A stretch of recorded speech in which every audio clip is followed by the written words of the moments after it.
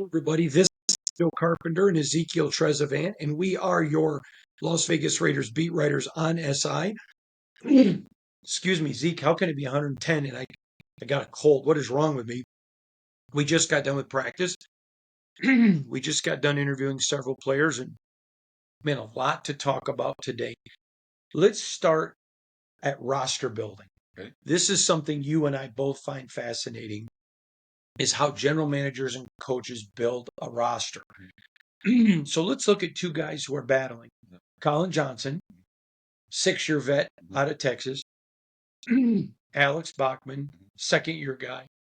I recently did my 53-man projection, and the reason I had Bachmann over Johnson, I think Johnson's had a good camp, is because when they're close, you're going to go with the cheaper rookie.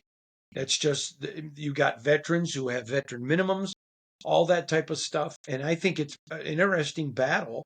I like Johnson. I think he's played well, but that is a huge part of roster building, isn't it? I mean, I think it's a central part of roster building, right? It's how the math adds up. So you got to take that into consideration, really, with any move you make or don't make. I think it's inevitable that that plays into your decision making. But aside from that, right, both players have had great camps, good camps. But, I think that Alex has played well. He has performed well on the field. So I think his performance is going to outweigh, and don't get me wrong, the money makes it easy here between the two. But I think Alex has put the performance on tape in training camp to earn the position as well. Sometimes fans don't understand the roster building side. I mean, if you're John Spytek and you're sitting up on the third floor and you're thinking, man, here are two guys, one's cheaper, Yeah. you got to look at that. You have to look at that. 100%. And youth. Yeah, 100%. It all goes into what you're doing, right? I mean, you look at, man, if these guys are close and one's a 6-year vet, And one's a rookie, yeah, for year 2, year 3. and who's going to have more upside? Exactly. I think those are all things that go into it. All right, I want to talk to you about Darian Porter. Okay. Yeah. That's a rook that had a day-to-day, didn't he? Yes. And if you don't mind, really quickly, because we were just talking about him. Alex Bachmann, if you're watching this, boy, you were on fire today. Okay, he was killing today. Listen, there was one play, Alex. They were running.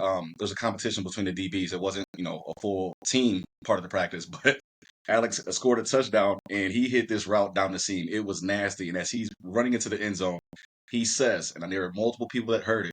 I'm not going to say the cuss word that he said, but he said that this quote is too easy.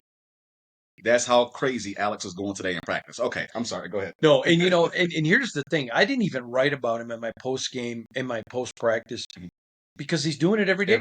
Every day. I mean, just every single, and again, I think Collins had a good camp. I just think Alex has had a great camp. Yes, Alex is looking good out there. That one play I had to turn away. It was nasty. I don't care how you feel.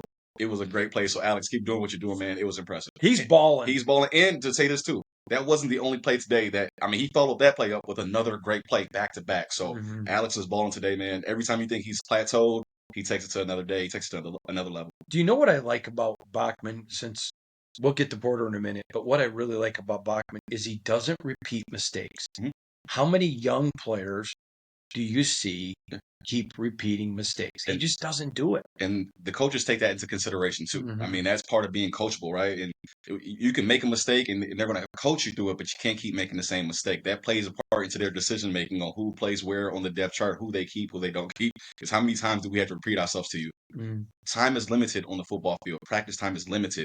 You can't waste time repeating yourself to 2, 3, 4 players. So that's a big deal for coaches. And let me just say this, because a lot of fans, their exposure to practice ends in high school. Mm-hmm. There is only, because of collective bargaining, very limited time restraints on practice. Yes. So when they keep having to stop practice, it does not go good. Yeah, it's bad at all. And coaches hate that. Yeah. Everybody hates it. And that's you. Again, you and I are both parents. Yes. I like to tell my kids the same thing 10 times. I laugh because that's a weakness of mine. I'm sorry. It's the same way with the coaches, and that is not unique to the Raiders, right? That's any football team. Yeah. You got to be careful with the time that you do have. All right, so let's get to Darian Porter. Yes. I thought he had a masterful day today. Yes. I just thought on those, there were routes today where, I mean, he's going against all the ones. Yes. And one particular play in particular where, I mean, he just did everything right. This is a guy, I know he's a rook. Rooks are going to make rook mistakes, So he's going to get beat. He's going to have some bad plays. He's going to take a bad angle. But I'm telling you, that Darian Porter now, Yeah. he's a steal. And he's a steal, and I will say, kind of piggybacking off of what you just said, what I noticed today about Porter was that you mentioned how he was going against the ones, is that he was getting more reps than everybody, and Everybody. it wasn't necessarily, oh, he's better than this person, that person. It was, we know we're going to have to depend on this guy. He needs to go at everybody. He needs as many reps as possible, and he stepped up time and time and time again. Now there were plays where he was beat, Mm-hmm. but he's getting so many more reps than the next person that's supposed to happen, right? He's not out there for one or two plays. He's out there for 5, 10, 15, and so on and so forth. So the coaching staff showed how much they believed in him today just by making him go against the ones all day, repeated every time, and he did well. Two other corners I want to talk about. Greedy Vance. Mhm. I mean, the UDFA Yes. and you've heard the commercial "Stay thirsty, my friends." I'm Yes. just saying, stay greedy, Yes. my friend. This guy. I've got him making the roster. Mhm. The 53. I Yes. did not coming in. Yes. I'm going to tell you what has surprised me about him. Never repeats a mistake. I always talk about be fat, faithful, available, teachable. Mhm. This guy, I literally saw him earlier in camp run to a coach. Yeah. And I happened to be standing there. Mhm. He's like, I blanked that up. Help me. Yeah. I mean, every day I watch Vance. I'm like, all right. We see you, Greedy. And what a great name for a defensive back. Your thoughts on Greedy? Listen.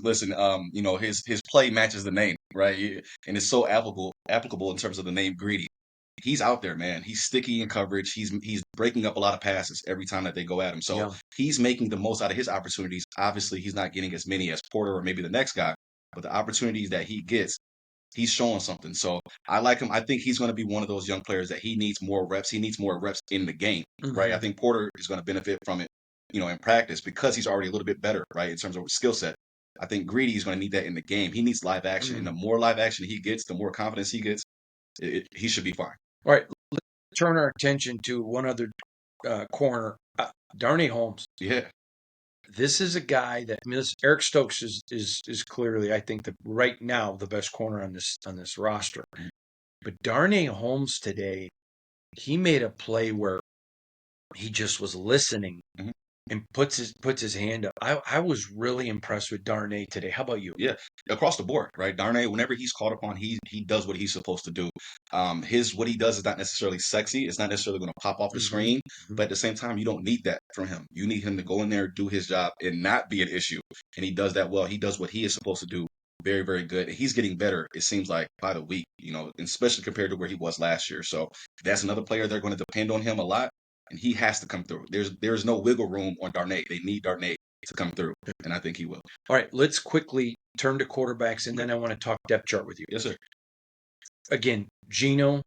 I mean, they're installing some new stuff. I came over, and remember now, if you're just listening, we can't talk about schematics and things that would hurt the Raiders because of our access to the Pro Football Writers Association. And we're not keeping anything from you. It's just you don't do that. But I came over to you, and we were talking about a particular thing they were doing different, which was a new install. And one thing, I don't care if it was Tom Brady, this offense is very complex with Chip. I've not seen Geno one time that didn't know the play. He is complete in control. Yeah. He's helping the other quarterbacks. And then he is going over at one point. I even saw him talking to a wide receiver, talking to linemen. I am impressed. I knew what Geno was. I'm impressed with this guy's brain. How about you? Well, I'll say this, everything you pointed out is very, very true. And think about this, you're pointing it out right now at this point in training camp. JPJ actually pointed out something very similar weeks ago, right before they had the practice time that they've had between now and then. He pointed out how Geno would go get people in line that were not even necessarily the quarterback. Like you said, the offensive lineman, the receiver, the tight end, so on and so forth. And that's huge because you got to think Geno has to pay attention to everything he has to pay attention to. And then he knows what everybody else on the offense and defense is supposed to be doing.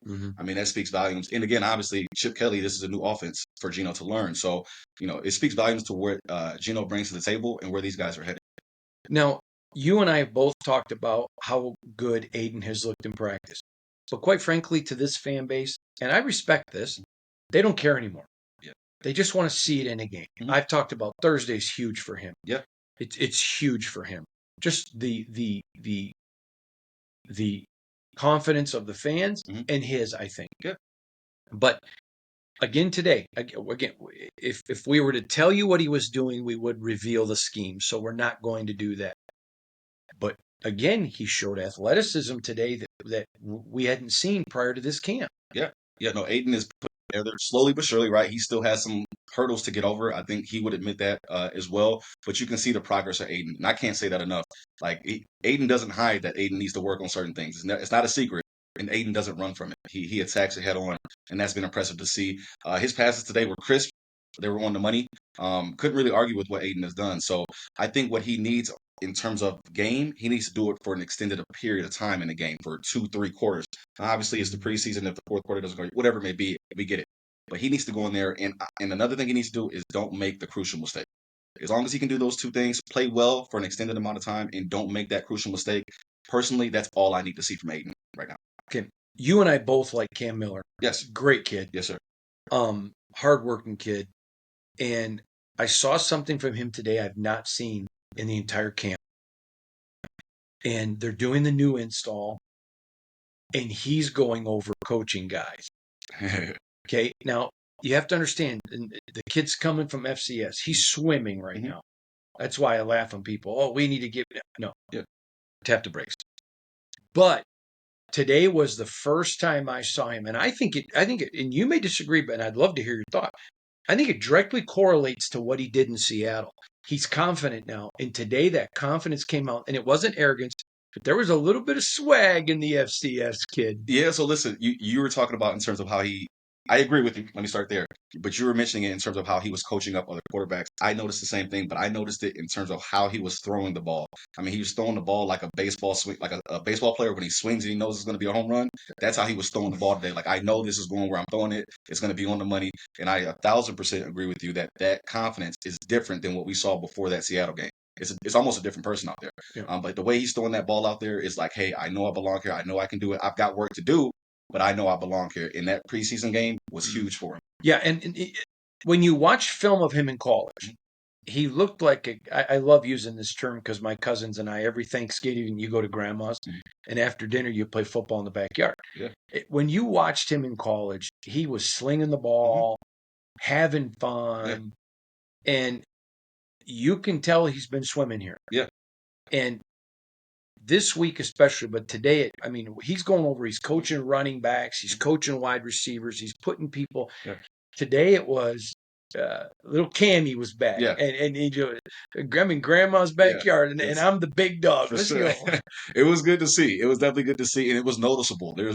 It wasn't like, oh, does he have the swag? No, it was he has the swag. So yeah, it was good to see out there, man. And I'm interested to see him keep on progressing, for the next couple weeks and couple months over time. So that man belongs. I think that touchdown pass. I think the way he performed in Seattle. I mean, I think it was huge for his confidence. I really. It should. Yeah, exactly, 100%. And this is the thing I love about the kid. Mhm. He's very confident, Mhm. but there isn't an arrogant bone in his No, body. no. And he looks like Johnny Manziel. I hate to say that. Yeah. Because he's not Johnny Manziel. No. Totally different guy. Yeah. On and off the field. Exactly. But Exactly. all right. Yes. Let's talk about depth chart. So several weeks ago, I think it was the second or third day of the second week of camp, I talked about the starters had clearly emerged at wide receiver. Jacoby, Trey, Dante. So the new depth chart reflects that. But they got Colin Johnson on the second string, which is fine. I have no issue with that. Alex Bachmann and Jack Bash. Again, if they keep 5, and I think they're going to keep 5, I think that leaves Colin the odd guy out. What are your thoughts right now? I agree. And again, it's not a knock on Colin or anything that he's done or not done, but those other guys have just played well, right? It's hard to supplant any one of those guys. So I think he's going to be the odd man out. I'm getting a lot from people. I mentioned the other day that the Raiders want more from JPJ. Yes. And I've got a lot of email. In fact, I addressed one of them this morning on I have a podcast. It's about a 5-minute podcast every morning on Spotify and Apple. Just a quick where I answer an email question from the fan. And so I picked one of them to address this morning. Where people are like, well, why is Pete picking on JPJ? Nobody else is in competition. And I want people to understand everybody's in competition. Oh, yeah. Just the others are playing at a level where there isn't competition. Colton, Dylan, the mule, Delmar Yeah. DJ Glaze. Yeah. So JPJ is in a battle with Kappa, and I if the season started today, JPJ would be your starting right guard. Nobody's picking on him. Nobody wants him to fail. Nobody's mad at him. It's just, okay, you're not going to be given anything. You got to separate yourself. And if you think that they're picking on JPJ and favoring Delmar, no, it's just nobody's competed with Delmar. And same with Colton. Thoughts on that? Yeah, so I think the whole JPJ thing is interesting. It's something that's kind of been brewing. But I think if you listen to what Pete Carroll said recently, he hit it right on the head. Consistency. I think that's something that he feels like he has not seen from JPJ, or whether it was Pete or whether it was Brendan Carroll, the offensive line coach. I feel like they're looking for a little bit more consistency from JPJ. I don't think the staff is necessarily picking on him, but I guess some, like you said, you got to earn it, right? This is year two, right? You haven't done a whole lot in this league to just come in and think that I this is my spot. I think that's a little bit of what's going on, and I do think that a mental aspect is what's going on too. So JPJ, if lining up with the twos bothers you, what's going to happen when you give up 2 sacks in a game for the first time in your career? How are you going to handle that? So I do think that Pete wants to see how does this guy respond to adversity. I really do, which is fair, right? You're not a 10-year vet. You're year two. How do you respond to adversity, right? So I do think that plays into it. But overall, I think JPJ is going to be fine. He just has to go out there and do it consistently. And here's the deal, though. He hasn't outplayed Alex Kappa. Yeah, yeah. I You mean, got to go earn it. and that is the whole thing. So people who think competition with Max, okay, every day Max is competing. It's just every day Max is Max. Yeah, 100%. All right. And again, nobody's picking on JPJ. They want to see more. They want to see consistency. Yeah. That's all. And again, I still think he's going to be the starter. I do too. And I think part of when we're talking about competition, you got to understand there's competition between your position group, the guy you're trying to beat out, and then there's competition against the guy on the other side of the ball from you, right? I think part of what that is hey, you got to beat the guy out behind you. Mhm. And when you're practicing against the ones on defense, you got to do it against them, right? You're competing against the defense too. So the competition is twofold. And I think they want to see it in terms of, hey, JPJ, beat out the guy behind you and go beat the guy in front of you every Right. time. Every time. That's a great way to say it. And I think the other thing with JPJ, though, is he has always been the biggest, strongest, toughest guy. Mhm. That's not the case anymore. Mhm. He's Yeah. in the NFL. Yeah. And he has to learn to trust his technique Yes. and not just go bully people. That's one thing about Alex Kappa. He's a technician. Yeah. And he trusts his technique, and where maybe sometimes he gets a little, I mean, you saw a lot of penalties last year from JPJ last year. And some of them are very much self-discipline penalties. You And don't up here see them. too, Yeah. right? Just locking in and focusing. I mean, and not to cut you off, but on top of the penalties, I mean, think about that Kansas City game. Yeah. On the road. Whoever messed up that snap, it doesn't really matter. He snapped it at the incorrect time. Maybe you win that game if he's locked in 100% of the time. I mean, you're going down to win the game against the Kansas City Chiefs. And guess what? You were the last team to beat them there too. So you know what to do. You got to go do it. You have to do it consistently. You can't take a playoff in the NFL, or else you're going to lose by 2 points to Kansas City like you did last year. You can't do that. Let's go to tight end, where it's clear Michael Mayer and Brock Bowers are, well, Brock's Yes. one, Michael's two. Yes. But the depth chart has, of course, Ian Thomas, Yes. and I think it's clear. I think he's three. I think so too. Coming into camp, I said they were going to keep three, which is rare. A lot of NFL teams don't have one tight end. And then I started hearing from inside the building, there's discussion. If some wide receivers don't emerge, maybe they keep four. Okay, yeah. Okay.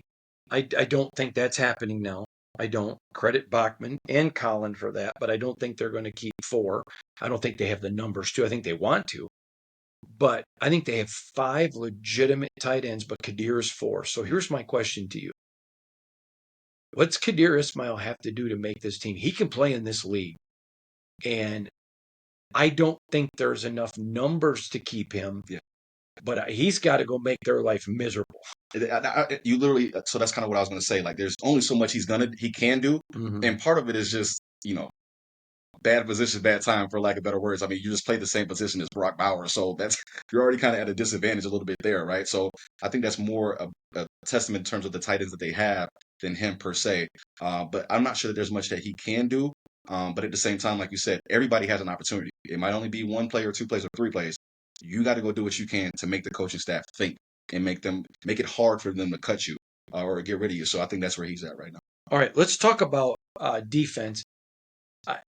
You know who your 4 DNs are going to be. They're going to be Max, they're going to be Snowden, they're going to be Tyree, and they're going to be Coons. Yes. Now, on the depth chart, they've got Tonka listed as a DE. We know what he is. He's a DE. Yeah, 100%. But I think your starters are going to be the fourth. The new guy that just came in. I cannot believe When you say the fourth, what do you mean? The guy, his name is the fourth. He just. Oh, you're talking about the tackle, defensive tackle? Yeah. I can't think of his name. I'm sorry. Oh my God. I'm drawing a blank too. I'm the fourth. I'm sorry. You can tell because we've been in camp forever. Yeah, it's a lot of names, guys. But I think him and Adam are your starters. Yeah. But again, when you start is it Booker? Yeah. Thomas Booker the fourth. Yeah, the fourth. Yeah. So, yeah. Thomas, we both know who you are. We do. It's camp. Names, man. You see this right here, all these names, and it changes. 90 of them. But anyways, I think Booker's going to be the other starter with Adam Butler. I think so too. And then, but when you go look at it, it's interesting to me. Jonah Lalu, I think Zach Carter's fighting. Oh yeah.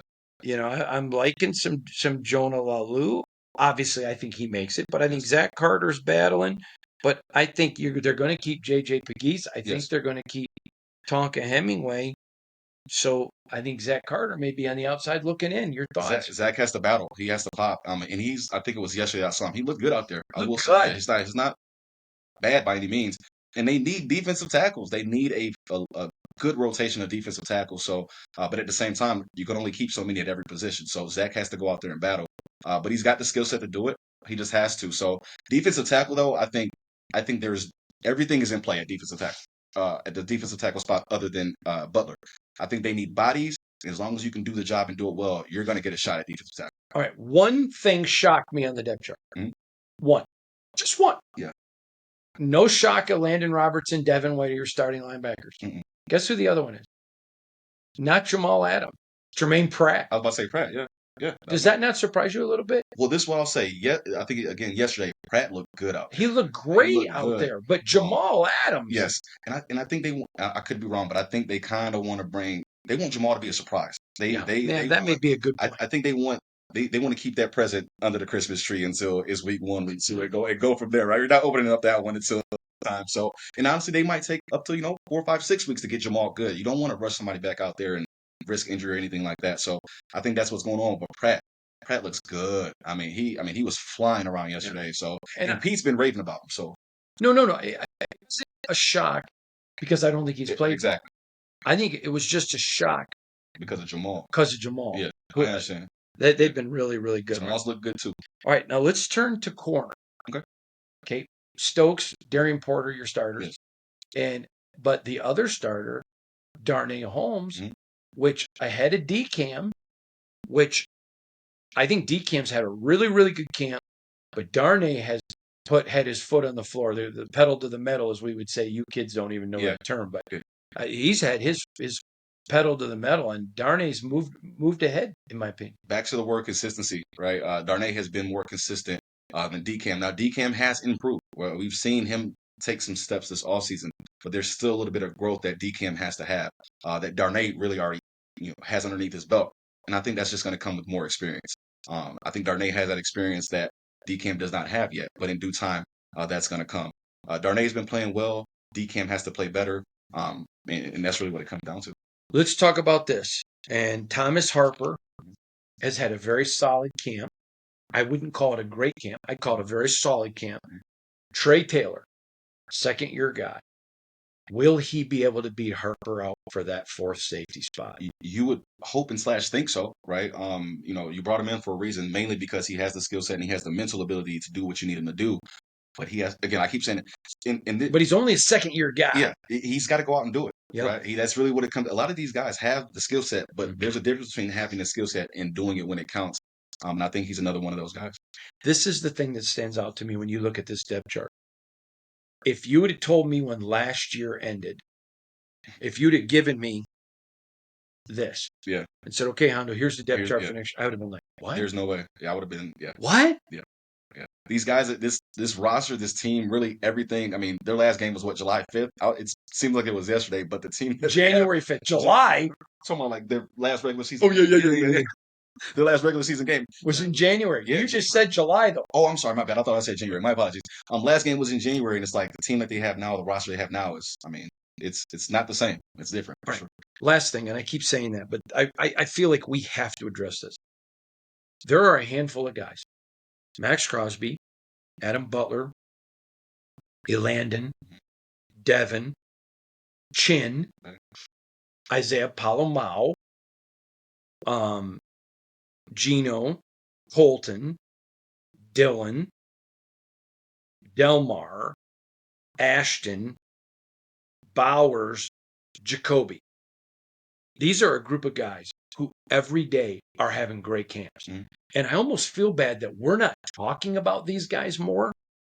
But the reason we're not is because it's just going to be saying this. I mean, with Max every day, he's a cyborg. Yeah. And Yeah. for those of you who don't know, that's old school Star Trek, but Yes. that's non-human. Yeah. These guys are just, all of them that I just mentioned are playing so well. I almost feel like we're doing them a disservice, but we're not. It's just the reality. It's a sign of respect. One for the players that he just mentioned, because though you come to expect it. When I use Brock Bowers, we use Max Crosby. When those guys do something that would otherwise be amazing, for them it's just that's what they do. That's what Brock does every day. That's what Max does every day. And like you said, you guys would get tired if we came to you and said, Max had a good day today, guys, because it's every day. Every day. Like, freaking and if you think, day. listen, I used to think it was an exaggeration. Like maybe this Tuesday Max is going to not be up. I promise you, it's every day. Okay, I'll give you 2 examples. I watched Max leap over somebody. Mhm. Yeah. Now I couldn't leap over a gnat. Me either. Okay. And then I'm watching Brock, and this wasn't today, but this is in training camp. And I watched Brock went up and he just does this. He just literally grabs a ball with one hand and just snags it like it's a basketball. And I'll never forget. And I remember both days. I'm driving home, and my son calls. Hey, Dad, how was practice day? And I'm talking to him. He goes, what'd Max do? And I told him. And then a couple of days later, he goes, we're talking. Hey, what'd Brock do? And I told him about the one-handed catch. And then my son says to me, how come you didn't write about that? You expect it. It's every day. You expect it. And he goes, Dad, you got to write about that. Yeah. And I'm like, oh, I'll mention it. So that's why I'm mentioning it. But and not just us, like their teammates are the same way. Like when Brock makes a nice play, you don't hear. It's not like you hear, oh, it's like that's Brock doing what Brock does. You know what I mean? Like that's Brock doing Brock. That's just what he does. You know what I mean? So, like you said, those guys are super consistent, and I'm with you, right? Let's talk about those guys that maybe not. They don't get that attention. Right? They don't get the attention that Max and et cetera that those guys get, because there are a lot of guys outside of the top ones that are playing well, that are doing well, that are working hard, that deserve some attention as well. They're going to play the starters longer. Mm-hmm. I expect to see a much different Raider team Saturday night. Cleaner game all the way around. You hope to see a cleaner game. They've been emphasizing working on their timing, so let's try to get some of those penalties out. So when the regular season comes, you don't have to worry about that. I want to see them just take the next step. Right. This is a project of sorts, right? And you put things together. You stack days together. You stack games together, and that's where they are. I just want to see these guys take another step in their progression. Awesome. You're the best. Thanks for joining me again, my fellow beat writer right here on SI covering the Raiders. Thanks, everybody. We'll see you tomorrow.